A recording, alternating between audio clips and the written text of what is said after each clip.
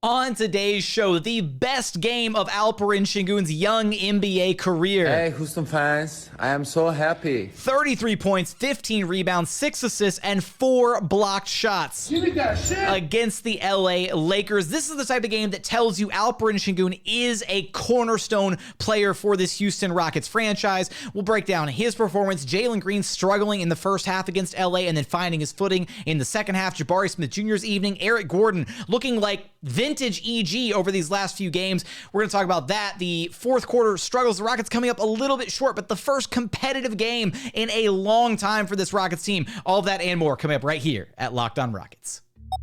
This is Mission Control, Houston. Ignition sequence start. The Houston Rockets select Jalen Green, Alperen Sengun, and Jabari Smith Jr. T-minus 15 seconds. Guidance is internal. Every time I step on that floor, I'm coming. Hey, Houston fans, I am so happy. You're getting somebody who's going to come in with a chip on their shoulder, somebody who's going to come in and compete from day one. 6, 5, 4, 3, 2, 1.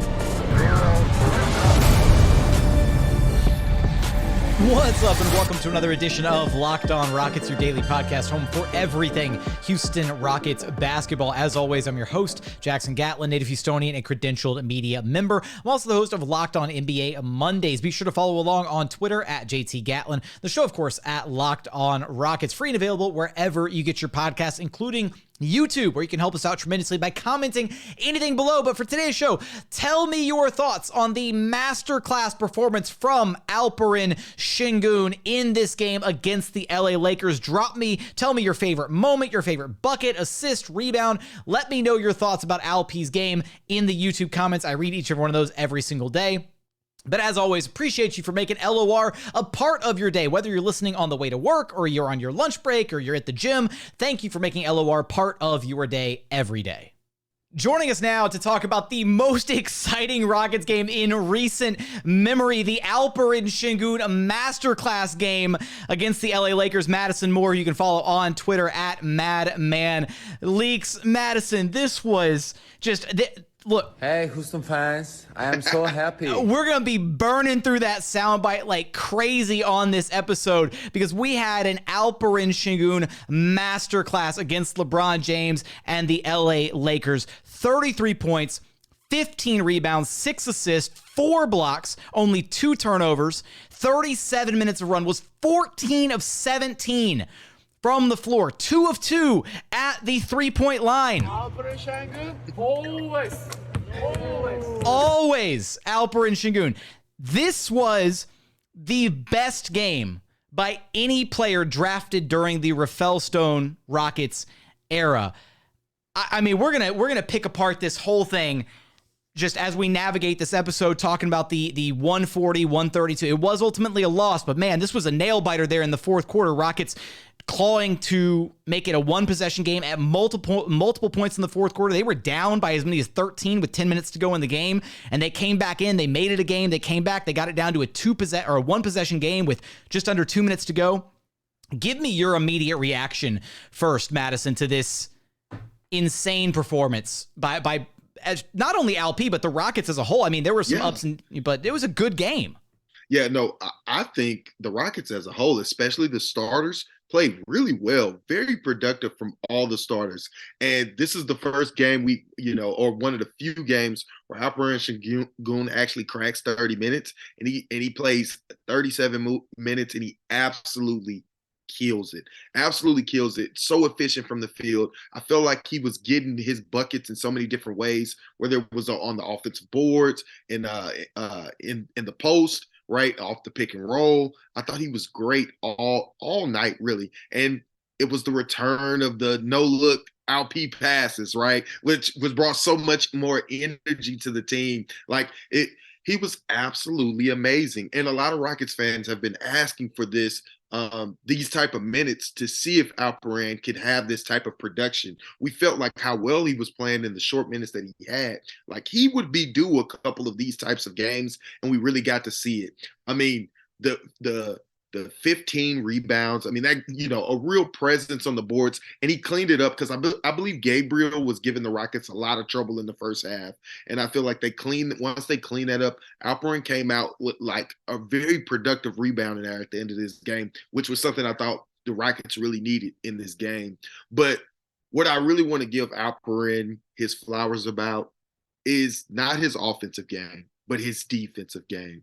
I thought Alperen played an excellent defensive game. I thought even a lot of his fouls, the only fouls I really had a problem with, and I really don't have a problem with that, is those over the back fouls, because I just think they're ticky-tack. But that is the reason he has 15 rebounds, because he's always active around the rim on the boards. He's using his energy to try and get to these loose balls, and I can take a foul here and there. Now, he's important to the team, and we need him to be on the floor. But as far as protecting the rim, I think this is the best I've ever seen Alpi protect the rim. Like, just I'm talking about in drop, when guys were coming downhill on him, I thought he stayed solid. He kept his hands up, and he kept his chest. And he sometimes swiped at the ball, but I think he still was able to swipe at the ball while preserving his principles of verticality. Now, he got some ticky-tack fouls, but I was fine with them. When you look at the replays, you're just like, yeah, you gave LeBron that call, right? Like that was a star call you just gave against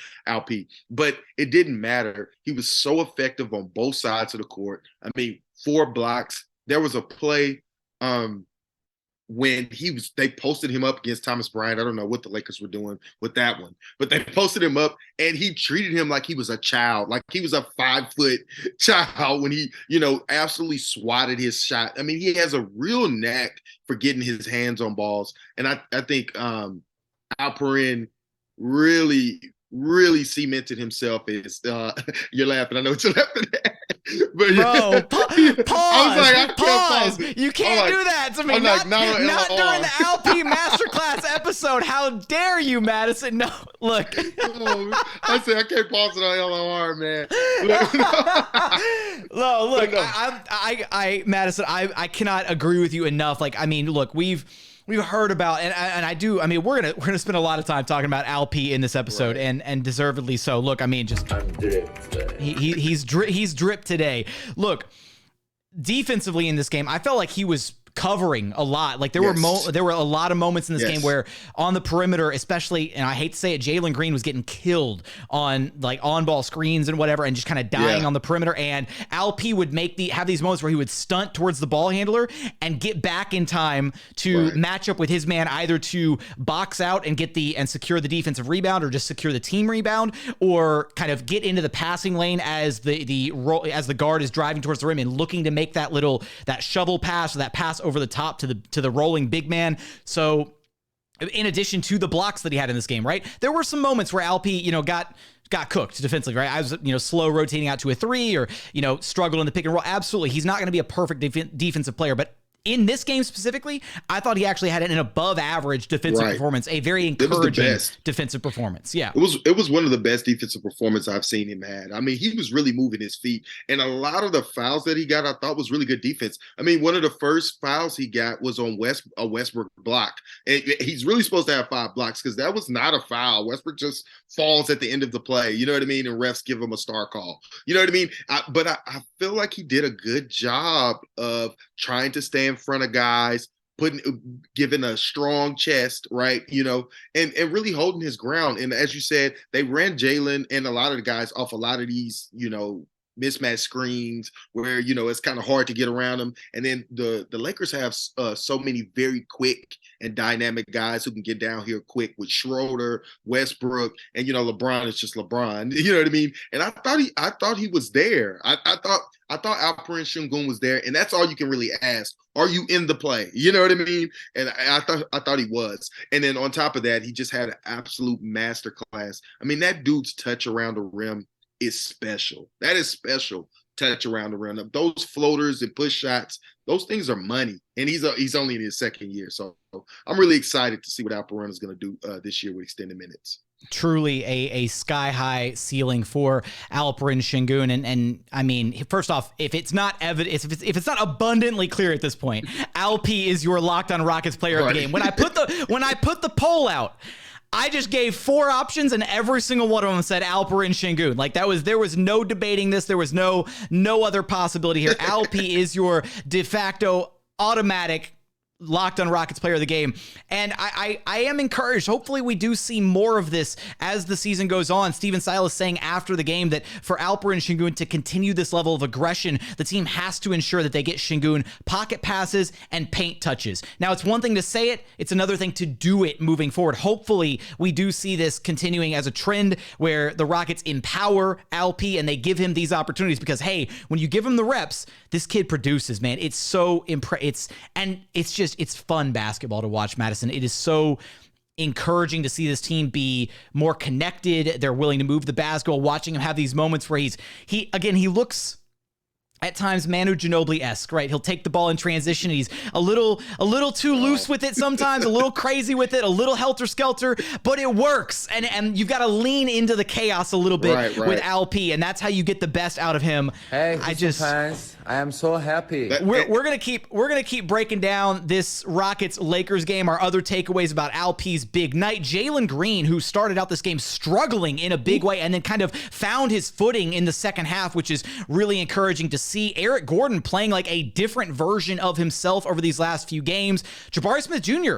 looking like he's got a little bit of fluidity on offense, surprisingly. We're going to dig into all of that. But first, today's episode is brought to you by Rocket Money.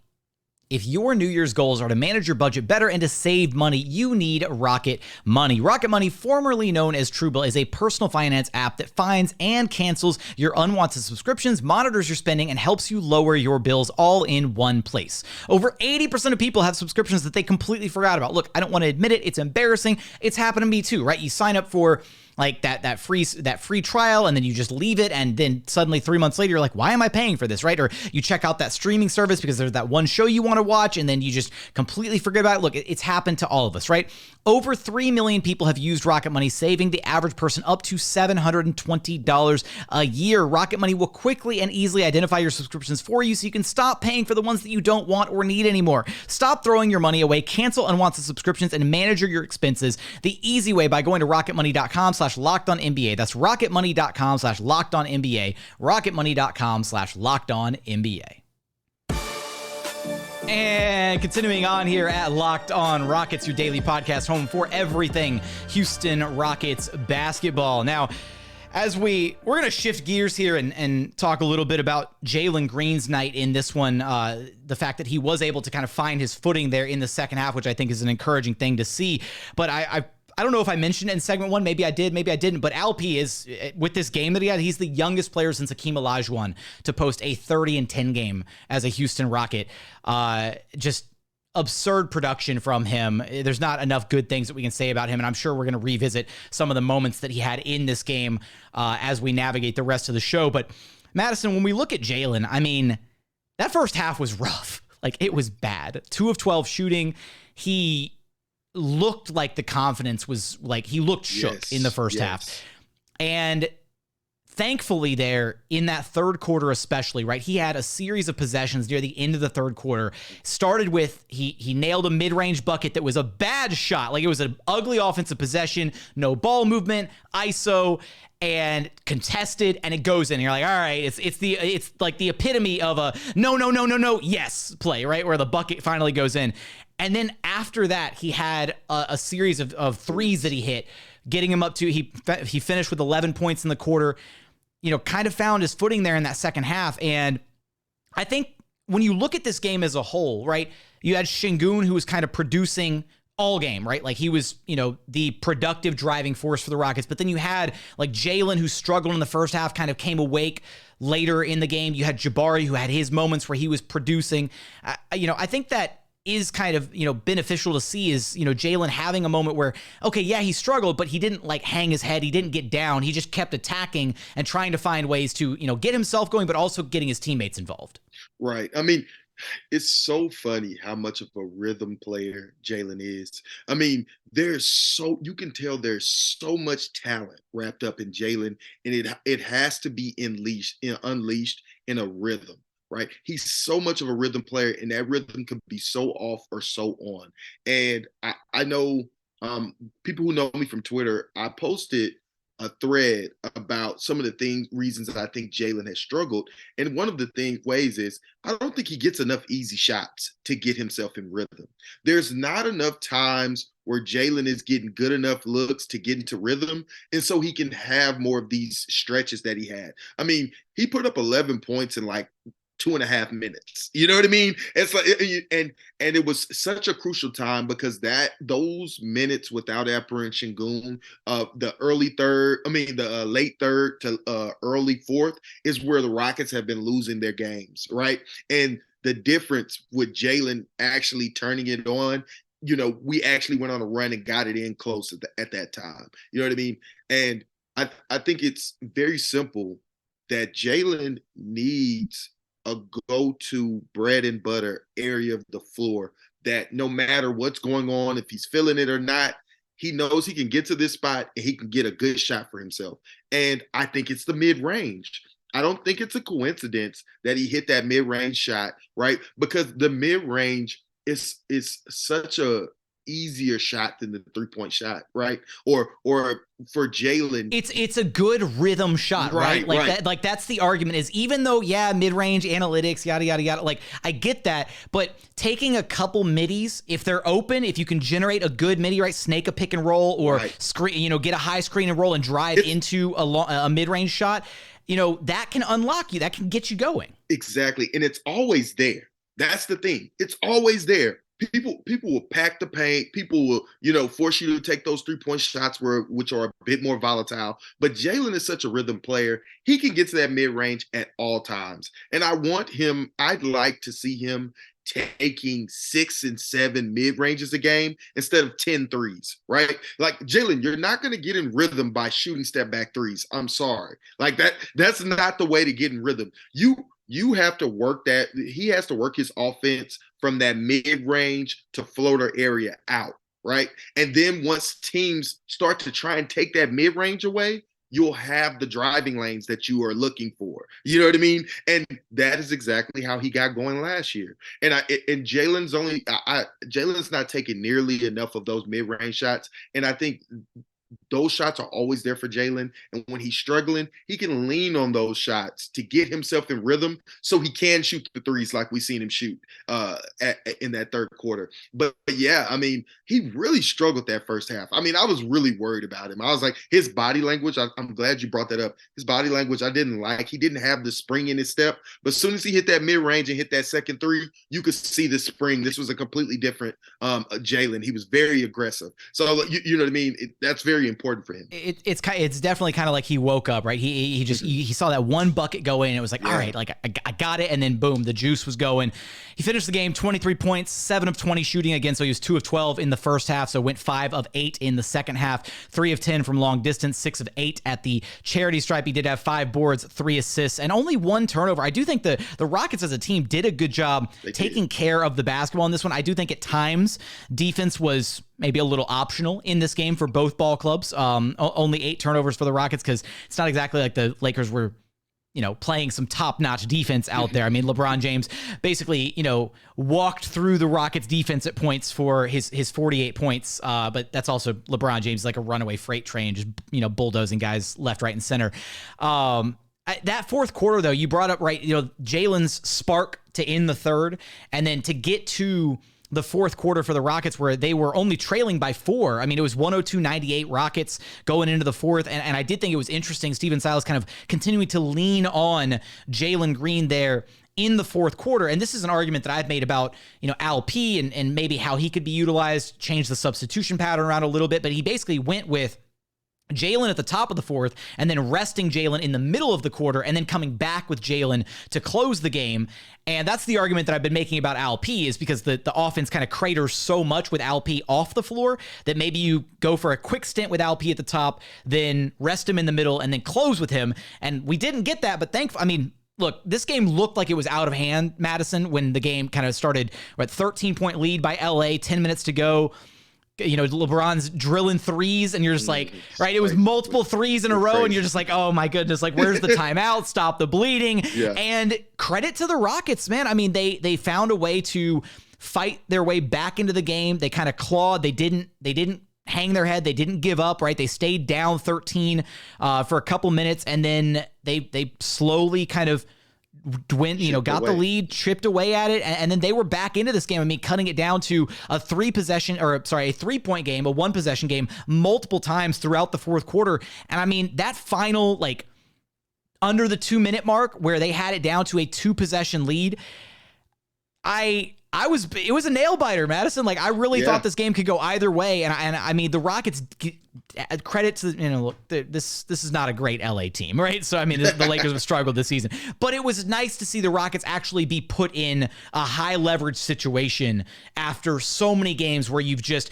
collapsed in the third or in the fourth quarter, and then you're forced to play garbage time. You're just, all right, this, encouraging 3 quarters, encouraging 3.5 quarters, and then, all right, dumpster fire at the end, right? This was a nice change of pace from those type of games. Yeah, I mean, I think this is what we're all looking for. Competitive Rockets games, the young guys in positions learning how to win in tight situations. They made a lot of young mistakes, but it's good experience. Those are the type of scenarios that we want our young guys in, so they learn what not to do and what they can do. We had a chance to strike and win that game, right? But big lesson learned, Alperen Sengun, you cannot tie your shoe when the other team is taking the ball out. You know what I mean? Well, just like, what are you doing? That was such an insane sequence because you're like, first off, I get it. Like, yeah, don't tie. And if you're going to tie your shoe, right, get back on defense and then go down to tie your shoe.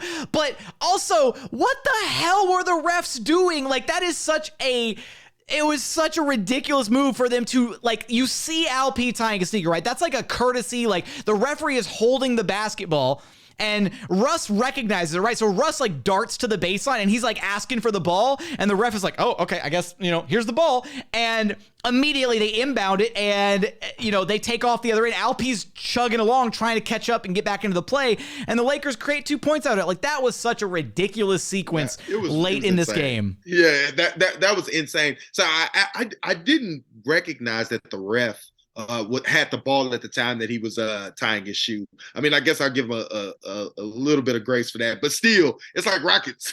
You know what I'm saying?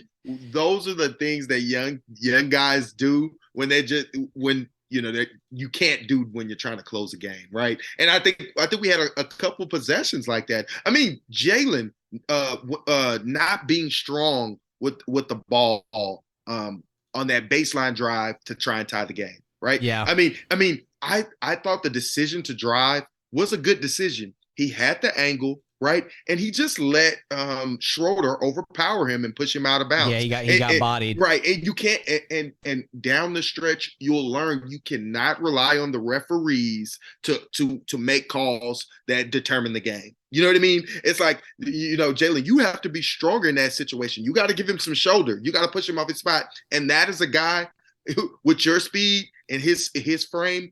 You can move Schroeder. Schroeder shouldn't be able to guide you out of bounds the way he did. I mean, his teammates didn't help, you know what I mean, by trying to get open or cutting. But it's just like he learned a lesson, like, oh, well, I got to be stronger with the ball in that scenario. I got to be stronger with my position. I can't let him push me out of bounds and hope the ref gives me the call, which we didn't get any calls all night.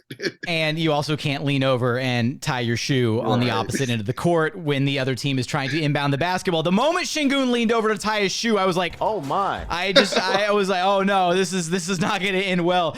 Coming up, we're going to dive into our other remaining takeaways from this Rockets-Lakers game. We'll talk a little bit about Jabari Smith Jr., Eric Gordon, some of the Rockets bench production, all of that and more coming up in just a second, after a quick message from our friends over at BetOnline.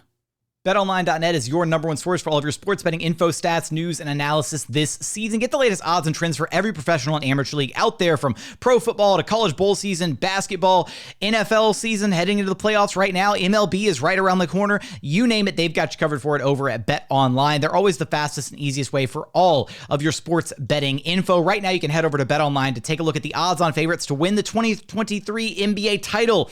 The title this season for the NBA. Boston Celtics, the favorites at plus 400. Milwaukee Bucks at plus 700. In third place, you got the Brooklyn Nets at plus 800. Also, plus 800, the Golden State Warriors. And then rounding out the top 5, you have the Denver Nuggets at plus 900. Let's see who the Rockets are at on this list. Houston Rockets, actually not I guess tied for the worst odds, plus 100,000. So I guess you could take that action if you really, really wanted to. But for all those odds and more, be sure to go visit betonline.net to learn more about the trends and action available to you. BetOnline, it's where the game starts. And final segment here at Locked On Rockets, your daily podcast home for everything Houston Rockets basketball. Now, elsewhere in this Rockets-Lakers game, Madison, Jabari Smith Jr., 14 points, 5 of 11 shooting, 1 of 4 from long distance, so still struggling to hit threes, although he had that big one late in the game, which was a great thing to see. 3 of 4 at the free throw line, 4 rebounds, 4 assists, 1 turnover. To me, the thing that's really stood out about Jabari's game over these last, 5 or 10, and especially kind of this most recent stretch, maybe 4 or 5 games in this one, is like this willingness, this comfortability, this confidence in putting the ball on the floor and making decisions, right? We talk about all the time, right? The game kind of slowing down for players. I think it's really starting to slow down for Jabari, where you're starting to see moments where he's attacking, right? He's attacking and drawing the foul and getting to the free throw line, or he's attacking and facilitating for a teammate, or putting the ball on the floor in transition and like dribbling the ball up. And there's still moments where you're like, you think, all right, he's going to dribble up into into a dribble pull up 3. And it's like, all right, that's not the time for this, Bari. But, it's the willingness, right, to do some of these things, to step outside of his comfort zone that has been really encouraging over this most recent stretch. Yeah. I mean, the functionality of his drives now and at the first, 10, 15 games is night and day. I mean, it's like a different player. Yeah, it really is. And honestly, it's a lot further ahead than I even projected. You know what I mean? I can see some of the functionality stuff that people were kind of alluding to, because he's making some really solid moves and takes to the basket, and he's doing it using his strength, powering through, and he's finally starting to, I think he seems like the type of guy he was kind of being afraid. I feel like he do all the hard work and miss the layup, right? And that type of stuff is like when you're afraid, you know what I mean? And now you could just tell he's like, no, I'm putting this in. Like, he's making moves where he's putting his shoulder into guys' chest, he's powering through, and he's finishing tough, good layups. You know what I mean? And it's just like, this is very surprising. It's not something I thought he would have this early, but it's really refreshing to see, and it's something that he can build on. And it's nice to see that if he's not making his shot, Jabari can still be effective on offense, right? He still can take off the dribble. He still can score in these different type of ways. And I'm glad he's not going to be that type of one-dimensional corner spot up. He's got that kind of like, when he's driving, right, he's got that quick, like, I don't think he's never going to be like a flashy dribbler, right? He's not going to have like a dribble package, whatever, where he's breaking. And he doesn't. He just needs to be an effective dribbler, right? Where he takes like that one, the quick, like, attack off the catch, boom, boom, like 1 or 2 dribbles. He's got the long frame, right? Takes a couple long steps, and he's either right there at the cup, or he can, draw that second defender over and then make a quick little bounce pass or a, kick out pass to the opposite corner, whatever it is. And I think the vision has been really, really promising too, where he understands, like, okay, like, if I draw this defender, like, here's the pass, right? And that's all you can ask out of a guy like that. Eventually, I know it sucks to have to keep saying it, right? The shot will fall for Jabari. Like, I am not worried about that shot. If we make it to the end of the season and, like, the shot still kind of broke by the end of his rookie year, then, like, all right, maybe we can, like, see if you can go borrow Chip England from the Thunder for an offseason or something, this summer. But the mechanics of that thing is airtight, man. I'm not worried about that. He could shoot below 30% this entire year. I believe in the long run he's going to be a 40% 3-point shooter. There we go. Yeah. I mean, but also, like, he crashes the boards, bro. Like he crashes, get offensive rebounds. You know what I mean? Putbacks. He's really good at that type of stuff. And it's just his touch, finishing around the rim has been a lot better. Again, he looks like a completely different player when it comes to the interior side of his game, right? Inside the paint, finishing off drives, attacking, getting an offensive rebound and then going back up with it, little tip-ins here and there, like all that kind of stuff has just been, it really does look like he's kind of coming into his own a little bit, understanding how he can use his size, his physicality to his advantage against these other players. Eric Gordon also has looked like you talk about, Jabari looking like a different player on the interior. Right. Eric Gordon looks like you just cloned him and dialed the clock back a little bit. You've got some vintage EG moments over these last handful of games. In this one, 19 points on 5 of 11 shooting, got to the free throw line 11 times, was 9 of 11 at the charity stripe, only took 2 3-pointers. This was like vintage, like Eric Gordon, like I'm just going to drive to the rim like a bowling ball and knock guys off and finish at the cup. He also had 8 dimes in this game. Yeah, like surprising. Eric's passing, it's just he's not a fantastic like primary playmaker, but he's just a good, smart vet, and he understands how to make the right pass when the team is playing in a way that allows him those pockets, those windows, right, to a rolling big man, right, to, whether it's Sengun or Garuba on the roll or just swinging the ball around the perimeter to an open shooter. Eric had some, this is some of the best basketball we've seen Eric play all season, which is very refreshing compared to some of the games that we've gotten from Eric this year. Right. And he's been surprisingly, given a lot more effort defensively. You know what I mean? You can tell he's more engaged. And the only real thing that I can attribute that to is the change in the offense lately. Right. It's the ball is whipping around. Guys are touching it, feeling it. You know what I mean? And then when you're put in situations where the games are tight and they matter, it makes you care more. It makes you play harder. Yeah, so you're motivated. Yeah, exactly. And so that's why I think that's a driving force on why Eric has had some amazing games. You know what I mean? KPJ's out. We need more of his ball handling now. He's gotten to touch it, feel it, play make, score, and he's looking to pass. And he just, when you have the ball in your hands, you know what I mean? You distribute. There is ultimately way more involvement for all 5 players on the floor in this iteration of the team, right? I think ultimately it still happens at points with EG and Jalen out there where the ball can get a little sticky with those guys because they have a tendency to, okay, it's, I've got the rock, I've got to make something happen with it, and they're not looking to, attack and swing it right away. Sometimes they're just, okay, I'm going to attack and try to score, and that's what happens. But when you've got that third guy out there in KPJ, the head honcho, I'm the head honcho. Out there trying to make it happen as well, there's just a tendency for the offense to stagnate a little bit. But I think there's a way to, when KPJ comes back, which he may be back in time for the Rockets-Hornets game this Wednesday back home in Houston. KPJ is questionable at this point, but maybe back and maybe ready in time for that game. I think there's a way to tap into this version of the team to get everybody to buy into moving the basketball more, playing through Sengun more, right? Leaning into this style of play because it ultimately makes life easier for everybody. But I will say that after this game and how we see, this little stretch of 3 or so games with Sengun and the offense running more through him, I think it might be time to have a new head honcho in town, Madison, because look, KPJ can be the head honcho, but we need I Googled this before we started the show. It's pronounced, I think in Turkish, we're going to call him the Baş honcho. So that means head honcho in Turkish. Baş honcho. There we go. That's what Sengun is after this game. Sengun is the Baş honcho. Hey, Houston fans, I am so happy.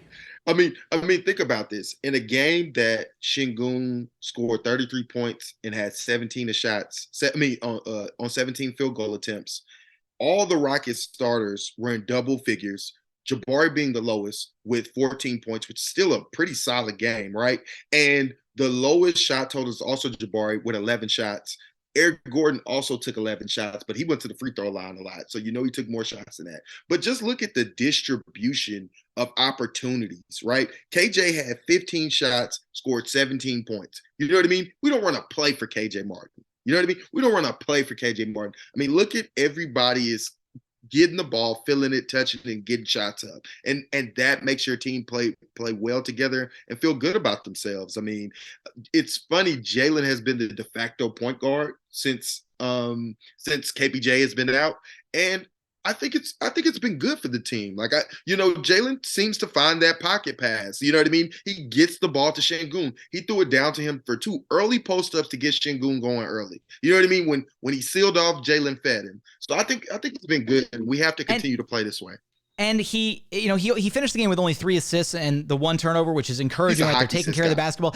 Very much so, right? It's that first read, and then it's the willingness to make that first read, and then the team as a whole is like, okay, cool, like we're moving the basketball, right? And so then the first read leads to the next read, and then you've got the defense scrambled. There were so many moments where Jalen makes that first read to Sengun, and then he finds another guy. Or you make the swing pass around the perimeter to the right guy, and then the ball keeps humming, right? It keeps finding, the ball finds energy, all that.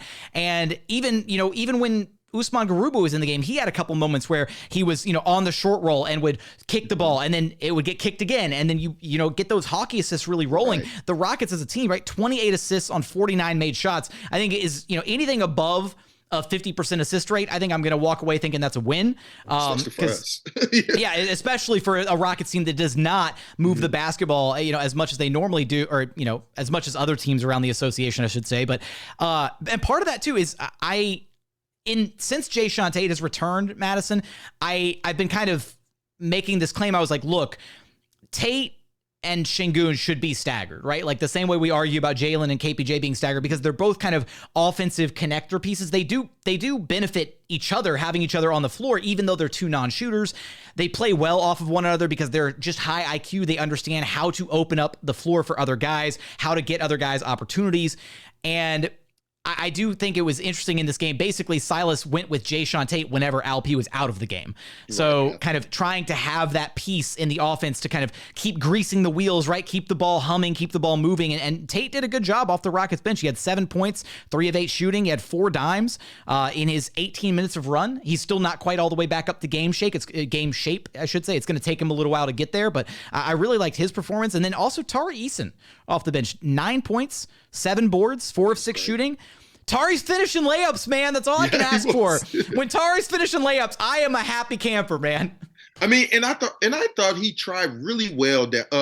Really hard down the stretch to guard LeBron. I don't think he was that successful, but I liked his effort. How many people are truly successful guarding LeBron, right? Like not many, man. But I like that he was, tried to accept the challenge. I mean, Jabari did too, and then got dunked on. But it's okay. You know what I mean? You go and you give effort as a young guy. You know what I mean? Go out there and give it your all, and that's what we want to see. But yeah, I mean, it's clear the Rockets, this is what we want to see. This is something the Rockets can build off of. The way they play right now is something that they can build off of. It's the right way to play basketball. And once you start doing you'll get better at playing the right way. We weren't playing the right way but before, and so there's no growth to be had when you're learning bad habits. This is generating good habits, and I'm really happy to see. And so, and like we say, Jalen only finished with 2 assists, right? But he's a hockey assist guy. He gets off of it quick when they're in actions, right? When they're in actions and he's not the attacker, he gets it into the middle of the floor. And also he passed to Jabari on a pick and pop that allowed him to get downhill on shorter in the fourth quarter and get to the line. You know what I mean? Crucial play, right? But he trusts his teammates and does those hockey assists, and he doesn't get a lot of credit for that. And it's just a contrast of difference because KPJ is a home run assist guy, right? He's going to hold the ball until the open man is there. You know what I mean? The open man that has the shot can take it. You know what I mean? And it's just something to be said about a guy who moves and gets off the ball quick. Overall, even though it's a loss, I feel like it was a really fantastic game by the Rockets. A lot of really encouraging signs. A ton of fun in this one was had. The fun meter is back, and it's through the freaking roof, baby. Like, what a game from Alperen Sengun. Again, really encouraging sign to see Jalen bouncing back after a rough first half. Hopefully, this is the way that the Rockets continue to play moving forward. But the Rockets did take an L, and with an L comes a tankathon spin. So with that, to round out the episode, here we go, Madison. Give me a quick prediction. Where do you think the Rockets land? They're still the best odds in the lottery, so only 1 through 5. Where are they land? They're landing number 2? All right, he's holding up number 2 for all of our audio listeners, so here we go. Let's run it. I think it's 2. Oh, man, that's rough. Okay. Down to number 4. This is a weird one. Okay. Toronto jumps up 7 spots to number 1. Washington jumps up 4 spots to number 2. Chicago jumps up 4 spots to number 3. Houston lands at number 4. And then Charlotte is down at number 5. Detroit is 6. San Antonio is 7. And Orlando is 8. That is a really, really weird lottery order to have so many teams jumping up. That is kind of crazy. This is one of the worst spins I've had in a while. Bro, Take-a-thon spins be crazy. I'm like, we have never seen it actually come out like that in the real draft. Take-a-thon spins always giving me some wild stuff. People jumping up 8 spots and stuff. Yeah, I don't like this whatsoever. I'm not gonna do. I won't do a respin. That's not how we do it here. We get the one spin, one crack at it. It's unfortunate. Hopefully, we'll do better on a future episode. But Madison, you know the drill. Let our listeners know where they can track you down at. Yeah, man, you can find me on Twitter at MadmanLeaks, where I'm just giving off my takes, and I'll be uploading content this summer on draft content and Rockets. And that's going to do it for another edition of Locked On Rockets. As always, thank you so much for checking out the show. If you haven't done so yet, please consider subscribing wherever you listen to your podcasts. That's Apple, Spotify, Google, the Odyssey app, free and available on all podcast platforms, including YouTube. Go to YouTube, search Locked On Rockets. Be sure to like, comment, and subscribe. Tell me your favorite part from this Alperen Sengun masterclass, the best game of his career against the LA Lakers. Let me know in the YouTube comments. But as always, thank you so much for watching. Thank you so much for listening. We look forward to having you back right here at Locked On Rockets, your daily podcast home for everything Houston Rockets basketball.